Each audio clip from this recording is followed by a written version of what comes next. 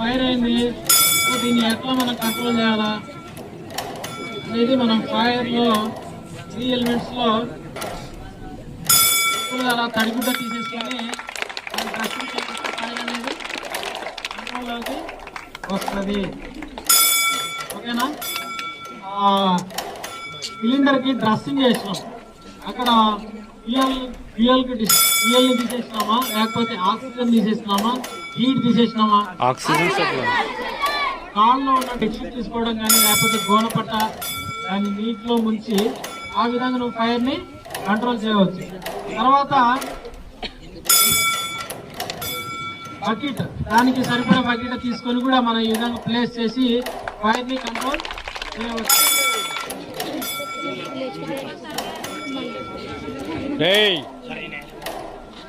Extinguisher ఎట్లా operate చేయాలనేది మనం తెలుసుకోవాలి. అర్థమైందా? ఇది ఎప్పుడైనా మీకు కనిపించింది అనుకో, ఇది సిలిండర్ అని మీరు అనకూడదు. ఏమనాలి దీన్ని? Fire extinguisher. దాని మీద చూస్తే క్లియర్ గా మనకు కనబడుతుంది. ఇది డీసీపీ ఎక్స్టింగ్విషరా లేకపోతే కార్బన్ డైఆక్సైడా లేకపోతే వాటరా అనేది దాని మీద చదివితే మనకు అర్థమవుతుంది. So first of all safety pinning తీసేయాలి.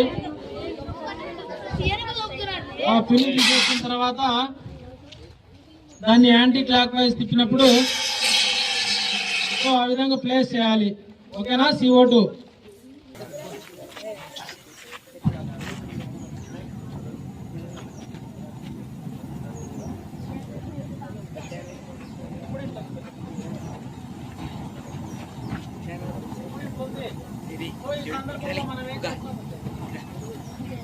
దాని దగ్గర పోవడానికి మనకు భయం అవుతుంది.